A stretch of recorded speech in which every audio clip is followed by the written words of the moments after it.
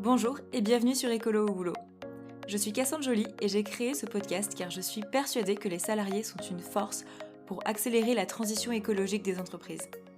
Avec ce podcast, prenez confiance en votre pouvoir et faites le plein d'idées pour agir concrètement. Alors maintenant, arrêtez de trier vos emails pour être écolo au boulot et concentrez-vous sur les actions les plus efficaces parce qu'il y a urgence à prendre soin de notre environnement. Je suis ravie de vous accueillir dans ce mouvement de professionnels qui osent faire changer les choses. Dans ce nouveau format d'épisode, on va répondre à une question soulevée par un auditeur ou une auditrice du podcast. Il y a quelques mois, une auditrice me racontait qu'elle se sentait bloquée dans certaines actions, notamment car pour ses collègues qui prennent les décisions avec elle, si elle propose une action écolo dans la structure, ils considèrent que les jeunes recrues vont être intéressés, parce que, je sais pas, les jeunes sont plus écolos apparemment, mais ses collègues jugent qu'on n'arrivera pas à faire changer les plus anciens, qu'en gros que pour eux c'est trop tard, que les habitudes elles sont trop ancrées, que le climat ils s'en foutent et ils considèrent que c'est pas de leur ressort. Et c'est une réflexion que j'ai partagée sur Instagram et vous êtes nombreuses et nombreux à rencontrer cette objection, à l'avoir déjà entendue et ne pas trop savoir comment y répondre ou comment convaincre les personnes qui pensent ça.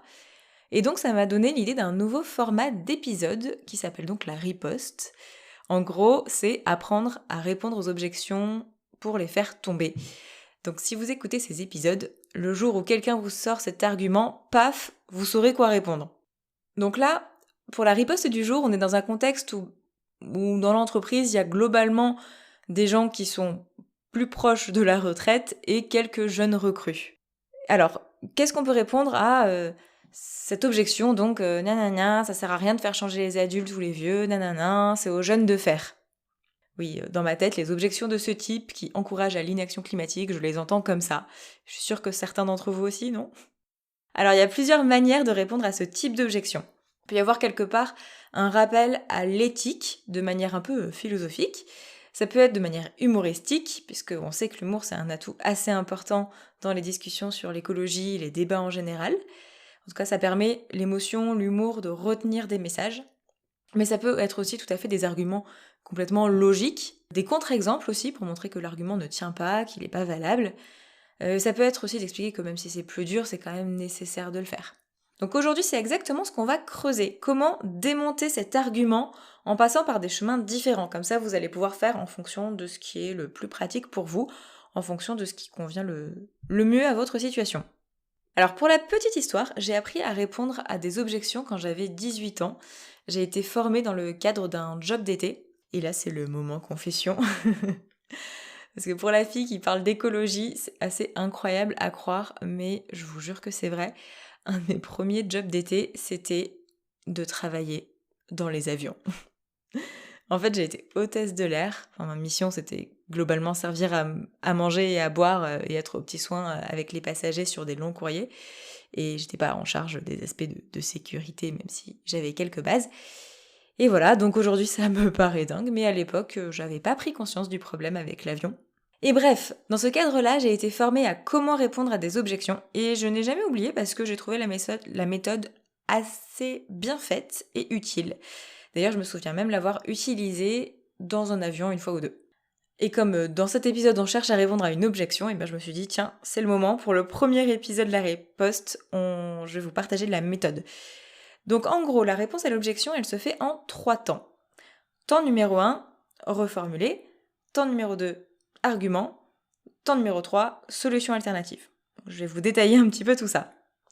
Donc temps numéro 1, la reformulation. Pour montrer qu'on a bien compris, bien écouté ce que la personne nous avait dit et qu'elle puisse rectifier si jamais c'était pas le cas, qu'on ait mal compris peut-être. Et donc vous allez voir que moi je propose même d'aller plus loin que ça et de dire que la personne a raison. En gros, ce qu'on veut activer ici, c'est de l'empathie. Parce que si on lui rentre directement dans l'art de la personne, elle va pas nous écouter plutôt en fait elle va réfléchir à son prochain argument, à comment se défendre au lieu de nous écouter. Alors que si vous cherchez à comprendre le fondement de son argument, de sa pensée, et que vous en reconnaissez la base, là vous rentrez dans une discussion plus apaisée. Donc ensuite, étape numéro 2, on explique. C'est là que vous allez sortir votre argument phare qui va le clouer sur place. Mais comme avant, dans l'étape numéro 1, on sera allé dans son sens, notre interlocuteur, il sera d'accord pour écouter notre argument et pas directement le jeter à la poubelle et réfléchir à pourquoi c'est pas vrai ce qu'on est en train de dire. Et la troisième étape, c'est proposer une solution alternative. En gros, si on dit non à la personne, il faut pouvoir lui proposer quelque chose d'alternatif qui amènera du positif, pour pas qu'elle ressorte de la discussion en disant en fait, ça s'est mal passé pour moi. Donc dans mon exemple dans les avions, si je disais à une personne non désolé, je peux pas vous changer de place pour que vous soyez à côté de votre mari, je pouvais lui proposer, un verre d'eau ou un coussin pour qu'elle soit plus confortable pendant le vol malgré tout. Bon, c'est un exemple un petit peu nul, mais vous voyez, c'est cette idée de dire « Ok, j'ai entendu ce que vous m'avez dit, je vous propose une compensation.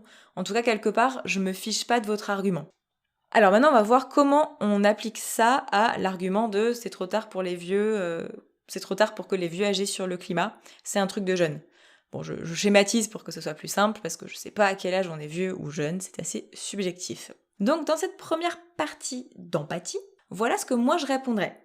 Je répondrais, bien sûr, tu as raison, bon, j'exagère un petit peu pour que vous compreniez bien, c'est plus efficace de sensibiliser les jeunes. C'est vrai, ils sont plus réceptifs, leurs comportements devront nécessairement être différents de ceux de leurs aînés. En plus, ils sont capables de faire culpabiliser les parents et grands-parents pour les faire changer, donc il y a un double effet qui se coule. Donc si on a une cible à sensibiliser, c'est sûr que les jeunes en font partie. En fait, commencer un débat ou une négociation en disant que l'autre a raison, ça va lui faire plaisir. Ça lui brosse le poil dans le bon sens. Et dans ce cas-là, la personne, elle est prête à nous écouter parce qu'elle se dit « Bon, on est d'accord, donc je vais continuer à t'écouter parce qu'a priori, tu vas continuer à dire des choses avec lesquelles je suis d'accord, non ?» Et donc là, on passe à l'étape numéro 2, et c'est là qu'on va mettre notre argumentaire. Mais surtout, pas en introduisant avec un « mais » ou un « par contre », parce que là, ça montre le désaccord. Et dans son cerveau, ça va direct switcher, et elle va se dire « Ah, mais en fait, elle est pas d'accord ». Donc je vous conseille plutôt d'utiliser quelque chose qui montre que vous voulez enrichir la conversation. Par exemple, vous pouvez dire « j'ajouterai que » ou « en complément, il me semble que blablabla ». En fait, on veut éviter vraiment cette partie de cerveau automatique de la personne en face de nous qui va se braquer, donc on n'utilise pas de négation, on n'utilise pas de marqueur d'opposition. C'est pas facile, mais si vous arrivez à y penser, c'est plus efficace. Et voilà, et ensuite vous allez choper l'argument qui vous paraît le plus approprié en fonction de la personne que vous avez en face. Donc je vous ai fait une liste de différents arguments que je vais vous détailler. Donc le premier, c'est l'argument logique. Par exemple, de dire « En complément, il me semble que sensibiliser ceux qui ont de l'argent ou des pouvoirs décisionnels aujourd'hui, c'est très important aussi, parce que les jeunes, ils pourront avoir un vrai impact sur la direction du monde que dans 15 ou 20 ans. Et pourtant, il faut agir sans tarder pour le climat. L'échéance, c'est 2025. Pas du tout. L'échéance, c'est 2050, et ça arrive vite. Donc, les plus âgés, qui sont ceux qui ont le plus d'argent, le plus de responsabilités aujourd'hui, doivent vraiment faire leur part avant de céder la place aux générations suivantes. Ensuite, vous avez l'argument de l'humour. Par exemple, j'ajouterais quand même qu'il y a que les cons qui changent pas d'avis, et même si plus on vieillit, plus on est con, je suis sûre que tout n'est pas perdu pour eux. Bon alors c'est maintenant que je vous avoue que je ne suis pas une super bonne blagueuse. J'ai vraiment réfléchi à qu'est-ce qu'on pouvait dire de drôle sur cette situation, mais voilà. L'humour, j'adore, notamment pour faire passer des messages, mais c'est pas mon fort. Moi, à la base, je suis pas le clown de la bande, je suis la fille timide et sérieuse, donc voilà. Je suis navrée de vous proposer un exemple aussi pourri, mais j'ai pas mieux. En tout cas, si les blagues, c'est votre truc, n'hésitez pas, vous avez compris l'idée. Sinon, vous pouvez utiliser un argument d'expérience ou un contre-exemple. Je crois quand même qu'on peut faire un truc qui fonctionne avec les générations plus anciennes. Tout n'est pas blanc ou noir et on peut les sensibiliser. Peut-être que l'action a besoin de prendre une forme différente. Parce que par exemple, ce sont les plus anciennes générations qui donnent le plus d'argent aux associations, qu'elles soient sociales mais aussi environnementales ou pour le bien-être animal. Donc c'est bien que c'est quelque chose qui les préoccupe. Et paf, là, vous montrez que cet argument, il tient pas dans toutes les circonstances. Vous mettez un peu de nuance. Alors le risque, c'est de l'utiliser en citant des cas particuliers, ce qui est très utilisé dans le monde politique notamment. Et ok, ça apporte de la nuance, mais parfois ça éloigne, ça défocus de l'intérêt général, et c'est pas ce qu'on veut. On veut pas manipuler les personnes non plus. Donc voilà, faut trouver un contre-exemple qui est assez général et pas trop particulier, parce qu'en fait sinon la personne va vous dire « mais attends, ça concerne 3 personnes, on s'en fiche ». Alors ensuite, vous avez un autre type d'arguments qui sont les arguments d'autorité. Et là, vous pouvez dire, n'oublions pas ce qu'a dit Greta Thunberg. Ce que nous faisons ou ne faisons pas maintenant tout de suite ne pourra être défait par ma génération. Et ça, c'est validé par les scientifiques du climat dans le rapport du GIEC. Certains effets du changement climatique seront irréversibles.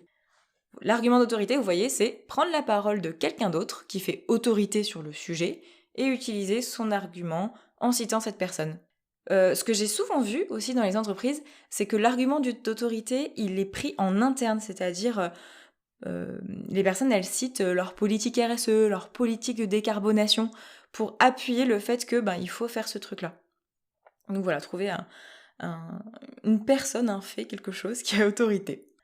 Et enfin, il y a l'argument de l'émotion. Alors, dans mon exemple, ça marche surtout quand on parle vraiment d'enfants et pas de jeunes recrues, mais ça peut être un cas que vous rencontrez quand même dans vos vies perso, avec vos familles ou je ne sais.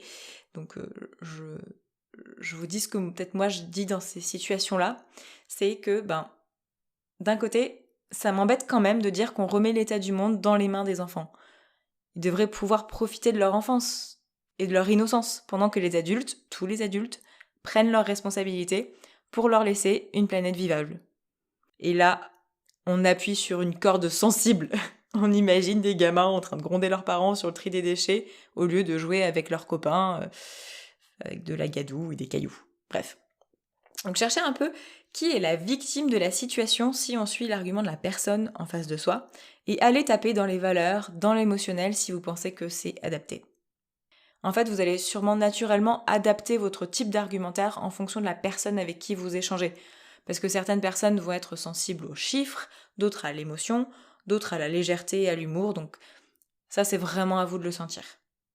Ah, un point important, si la discussion est déjà passée et que vous vous êtes retrouvé sans savoir quoi dire, il n'est pas trop tard. Je sais à quel point c'est énervant de se réveiller 3 heures plus tard en disant « Ah mais oui, mais non, mais c'est ça que j'aurais dû lui répondre en fait !» Eh bien, ce n'est pas forcément fini. Bonne nouvelle, vous avez le droit de revenir sur une discussion. Et tu te souviens, la dernière fois, on a parlé de cette action au boulot, et tu disais que ça servait à rien d'essayer de convaincre les collègues parce qu'ils sont tous trop proches de la retraite pour accepter le changement et qu'il valait mieux sensibiliser que les jeunes. Je voulais te dire que je suis d'accord, les jeunes, c'est plus facile à impliquer, et j'ajouterais que blablabla, et vous sortez votre argument choc. Donc voilà, si vous avez déjà rencontré cette situation et que c'est la raison pour laquelle vous écoutez cet épisode, alors si c'était il y a 3 ans, peut-être que là c'est un peu trop tard, mais si c'était il y a quelques jours, quelques semaines, allez, peut-être encore quelques mois, ça peut passer. Ouais, alors si vous avez bien écouté le début de l'épisode, il manque encore une étape dans notre réponse. Vous voyez laquelle ? L'étape numéro 3, proposer une solution alternative. Montrer qu'on ne veut pas juste imposer son avis ou son action écolo au boulot, mais qu'on cherche une solution satisfaisante pour tout le monde. On n'est pas des tyrans non plus, ou des Khmers verts, pour certains. Bref. Donc là, en fonction de votre situation, vous pouvez peut-être proposer de modifier votre proposition initiale en tenant compte de l'avis de la personne pour éviter un biais ou une situation que votre interlocuteur vous a fait remarquer. Alors peut-être que c'est dans la présentation. Et si on n'appelait pas notre événement la Veggie Week parce que ça parle pas aux plus anciens, mais peut-être la semaine du mieux manger au travail. Voilà, c'est un exemple comme ça. Et si sur le coup vous n'avez pas de solution alternative à proposer, hein, ça arrive, suggérez juste d'en discuter. Est-ce qu'on peut réfléchir ensemble à comment sensibiliser sur ce sujet de la manière la plus adaptée ? Franchement, c'est pas hyper engageant pour la personne, on va discuter, ok, c'est consensuel, la personne se sent respectée, elle a toutes les chances d'accepter parce que c'est une façon de vous respecter à vous aussi, vous qui êtes allé dans son sens, etc. Donc, n'oubliez pas cette étape numéro 3 de juste vous restez pas sur votre argument parce que là vous l'avez cloué sur place, vous revenez un peu la rebrosser dans le sens du poil en disant ton avis est important, je l'ai pris en compte, je t'ai donné le mien, est-ce qu'on peut faire un truc qui nous convient à tous les deux ? On arrive à la fin de cet épisode dans lequel je vous ai apporté à la fois la méthodologie pour riposter à un argument qui mène vers l'inaction climatique. Donc c'est 1, reformuler, dire qu'on est d'accord. 2, ajouter son argument choc. 3, proposer une solution alternative. Donc on a aussi vu les arguments à faire valoir. Le fait que le temps que les jeunes soient sur des postes à responsabilité, ce sera trop tard pour le climat. Le contre-exemple avec les seniors qui se préoccupent quand même des questions environnementales, puisqu'ils donnent beaucoup d'argent aux associations pour l'environnement, et des associations qui s'appellent les grands-parents pour le climat, enfin voilà, pour vous trouver des exemples comme ça. L'autorité, en citant le GIEC, Greta Thunberg concernant les effets irréversibles si on n'agit pas dès maintenant. La version émotion, quand même, laissons de l'innocence aux enfants. Et la version blague, humour, si vous êtes doué pour ça. Moi, clairement, je pars jamais sur ce terrain-là, c'est trop tumultueux pour moi. Et n'oubliez pas que vous pouvez revenir sur une conversation déjà passée, ça montre que ça vous tient à cœur, et vous avez complètement le droit de faire ça. Donc j'espère que désormais, si quelqu'un vous sort cet argument tout pourri, vous serez confiant et vous saurez comment riposter, tout en douceur. Parce qu'on est des gens bienveillants, nous, la plupart du temps. Alors si ce format d'épisode vous a plu, dites-le moi, venez me le dire, j'ai besoin de savoir si ce que vous écoutez vous sert au final, ou s'il vaut mieux que je me consacre à d'autres formats et d'autres outils pour vous aider au quotidien dans votre chemin d'écolo au boulot. Venez me le dire donc sur Instagram ou sur LinkedIn, ou même par email à cassandra@ecoloauboulot.fr. Les liens sont en description de l'épisode. Et d'ailleurs, si vous avez une idée de sujet pour un prochain format de la riposte, venez aussi me le proposer. Parce que si ça vous est déjà arrivé à vous, c'est sûrement aussi déjà arrivé aux autres écolos au boulot qui écoutent ce podcast. Donc comme ça, on apprend tous ensemble et c'est chouette. Merci beaucoup pour votre écoute et je vous dis à bientôt. Ciao!